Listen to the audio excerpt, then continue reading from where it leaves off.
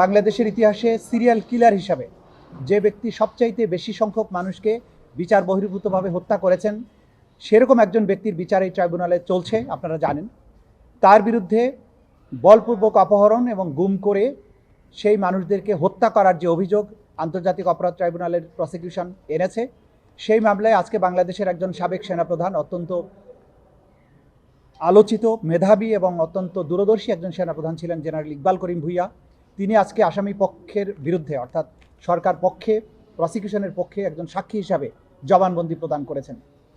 তিনি একজন সাবেক সেনাপ্রধান হিসাবে বর্ণনা করেছেন বাংলাদেশের সেনাবাহিনীকে কিভাবে রাজনৈতিক উদ্দেশ্যে ব্যবহার করে সেনাবাহিনীর পেশাদারিত্ব নষ্ট করা হয়েছে, এবং একজন সাবেক সেনাপ্রধান হিসাবে সেনাবাহিনীকে রক্ষা করার জন্য যত ধরনের ব্যবস্থা গ্রহণের প্রয়োজন ছিল তিনি সেই ব্যবস্থাগুলো কিভাবে গ্রহণ করার চেষ্টা করেছেন, এবং তার চেষ্টাগুলোকে কিভাবে সাবেক প্রধানমন্ত্রী শেখ হাসিনা এবং তারিক সিদ্দিকীর নেতৃত্বে একটা যে নেক্সাস তৈরি হয়েছিল তারা কিভাবে এটাকে ব্যর্থ করে দেওয়ার চেষ্টা করেছেন, সেই কথাগুলো তিনি আজকে তুলে ধরেছেন আদালতের সামনে।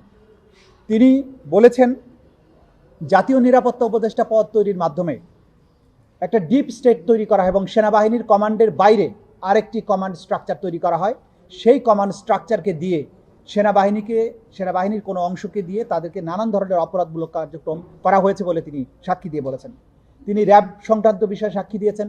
তিনি বলেছেন যে আমরা পেশাদার সৈনিকদেরকে র্যাবে পাঠাতাম এবং তারা পেশাদার খুনি হয়ে র্যাবে আবার ব্যাক করত, এবং তিনি এই সব অফিসারদেরকে, সামরিক বাহিনীর অফিসারদেরকে র্যাবে পাঠানোর ব্যাপারে ঘোরতর আপত্তি জানিয়েছিলেন, এবং তিনি মনে করেন যে সেনাবাহিনীকে ট্রেনিং দেওয়া হয়েছে শত্রুর মোকাবেলা করার জন্য, শত্রুর সাথে তার পেশাদারিত্বে দেখিয়ে শত্রুকে হত্যা করার যে ট্রেনিং, তাকে যদি সিভিল অ্যাডমিনিস্ট্রেশনের মাঝখানে এনে সেট করা হয়, তাহলে মিলিটারি ট্রেনিং পাওয়া একজন অফিসার সিভিল প্রশাসনের ক্ষেত্রে তার যে একটা সমস্যা হবে সেটা তিনি আদালতে তার বক্তব্যের মধ্যে দিয়ে তুলে ধরেছেন, এবং র্যাপিড অ্যাকশন ব্যাটালিয়ানে আর্মি অফিসারদেরকে পাঠানোর মাধ্যমে যে ক্ষতি হয়েছে সেনাবাহিনী, সে বিষয়টা তিনি তুলে ধরেছেন।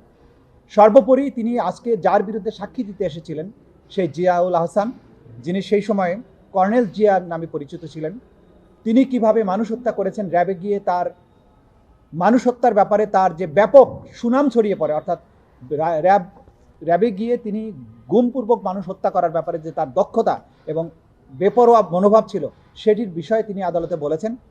তিনি তাকে নিবৃত করার জন্য দুজন অফিসারকে, অর্থাৎ commandant military security unit, army security unit, এবং আরেকজন হচ্ছেন জিএমআই, দুজনকে পাঠানো হয়েছিল জিয়াউল হাসানকে বোঝানোর জন্য এই জাতীয় মানুষ হত্যার কাজ যেন সে না করে, এর থেকে বিরত থাকে।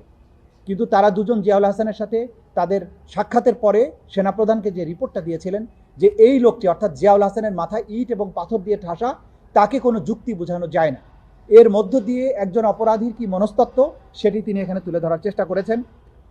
র্যাবে অফিসাররা গিয়ে যাতে নরহত্যাকারী হয়ে উঠতে না পারে, সেই জন্য র্যাবে পাঠানোর আগে অফিসারদেরকে তিনি ডিব্রিফিং করতেন, তাদেরকে মোটিভেট করার চেষ্টা করতেন যে তোমরা যেন গিয়ে এই ধরনের অপরাধমূলক কাজের সাথে সম্পৃক্ত না হও। এবং তিনি এটাও বলেছিলেন, কোনো অফিসার সেখানে যাওয়ার পরে তাদেরকে যদি বিচার বহির্ভূত হত্যাকাণ্ডে সম্পৃক্ত হতে বলা হয়, তারা যেন সরাসরি এসে সেনাবাহিনীতে রিপোর্ট করে। কোনো আর্মি মিলিটারি চেকপোস্টে এসেও যদি রিপোর্ট করে, তিনি তাদেরকে সসম্মানে সেনাবাহিনীতে পুনর্বাসনের ব্যবস্থা করবেন। এবং এরকম দুজন অফিসার যাদেরকে এরকম মানুষ হত্যা করতে বলা হয়েছিল, র্যাবে গিয়ে তাৎক্ষণিকভাবে তারা ফিরে এসে মিলিটারি চেকপোস্টে রিপোর্ট করার কারণে তাদেরকে তিনি সেনাবাহিনীতে প্রত্যাবাসনের সুযোগ দিয়েছিলেন, সসম্মানে পুনর্বাসিত করেছিলেন। তিনি তার সাক্ষ্যের মধ্য দিয়ে 4টি পৃথক নেক্সাসের উত্থানের কথা বলেছেন, অর্থাৎ সেনাবাহিনীকে সেনাবাহিনী হিসাবে না রেখে সেনাবাহিনীকে দিয়ে নানান ধরনের অপরাধমূলক কাজ করার ক্ষেত্রে 4টি নেক্সাসের জন্ম হয়েছিল। একটা হচ্ছে অপরাধের নেক্সাস, জাতীয় নিরাপত্তা উপদেষ্টা অর্থাৎ তারিক সিদ্দিকী, ডিজিএফআই, এনএসআই, রয়ের যৌথভাবে তারা লক্ষ্য নির্ধারণ করে র্যাব এবং পুলিশকে দিয়ে সেই টার্গেটগুলোকে তুলে আনা এবং তাদেরকে হত্যা করা, নিশ্চিহ্ন করা, এরকম একটা নেক্সাস তৈরি হয়েছিল, সেটার কথা তিনি বলেছেন। তিনি প্রকিউরমেন্ট নেক্সাসের কথা বলেছেন, আর্মিকে নানান বাণিজ্যিক কর্মকাণ্ডের সাথে জড়িত করে সেনাবাহিনীর পেশাদারিত্ব ধ্বংস করার যে মহা প্রজেক্ট নিয়েছিল শেখ হাসিনা, সেই কথাগুলো তিনি বলেছেন। দুর্নীতিগ্রস্ত করা, বিভিন্ন প্রজেক্টের নামে সেনাবাহিনীকে দুর্নীতিগ্রস্ত করা, অফিসারদেরকে দুর্নীতির সুযোগ দেওয়া, যেটা বাংলাদেশের একটা প্রফেশনাল সেনাবাহিনীর ইমেজকে এবং তাদের চরিত্রকে ধ্বংস করেছে, সেটার উত্থানের কথা তিনি সুস্পষ্টভাবে তুলে ধরেছেন। ডি ফ্যাক্টো কমান্ড নেক্সাস, অর্থাৎ সেনাপ্রধানের যে কমান্ড থাকার কথা তার বাইরে একটা ছায়া কমান্ড তৈরি করে সেনাপ্রধানকে না জানিয়ে তারিক সিদ্দিকীর কমান্ডে সেনাবাহিনীর বিভিন্ন কাজ করা, বিভিন্ন অপরাধমূলক কর্মকাণ্ড, র্যাবে সেনাবাহিনীর অফিসারদের পোস্টিং দেওয়া, সেনাবাহিনীর বিভিন্ন গুরুত্বপূর্ণ পদে যেগুলো নিয়োগ দেওয়ার ক্ষমতা সেনাপ্রধানের, তাকে ডিঙিয়ে সেখানে তারিক সিদ্দিকীর হস্তক্ষেপ করা, এই জাতীয় কাজের মাধ্যমে একটা ডি ফ্যাক্টো কমান্ড নেক্সাস তৈরি করা এবং একটা ডিপ স্টেট তৈরি করা, যেটার মাধ্যমে শেখ হাসিনা তার ক্ষমতাকে দীর্ঘায়িত করেছিলেন। মিলিটারি ইঞ্জিনিয়ারিং কমপ্লেক্সে, যুক্তরাষ্ট্রের মিলিটারি ইন্ডাস্ট্রিয়াল কমপ্লেক্সের আদলে বাংলাদেশে একটা সামরিক প্রকৌশলী গোষ্ঠী তৈরি করে এটার মাধ্যমে ইঞ্জিনিয়ারিং কোরের সিনিয়র অফিসার, সেনা কল্যাণ সংস্থা, বিটিএমএফ এবং ব্যক্তি মালিকানাধীন ঠিকাদারি কোম্পানিগুলোর মধ্যে একটা অশুভ আঁতাত তৈরি করেছিলেন। একজন সাবেক সেনা প্রধান হিসাবে সেনাবাহিনীকে অতীতের এই স্বৈর শাসকেরা কীভাবে নষ্ট করেছিল এবং সেটাকে থেকে ফিরিয়ে আনা এবং সেনাবাহিনীকে তার আপন মহিমায় ভাস্বর করার জন্য একজন সাবেক সেনা প্রধান হিসেবে তিনি ব্যাপক চেষ্টা করেছিলেন, কিন্তু তার চেষ্টা ব্যর্থ হয়েছে তারিক সিদ্দিকী এবং শেখ হাসিনার কারণে। সেই কথাগুলো তিনি তুলে ধরেছেন।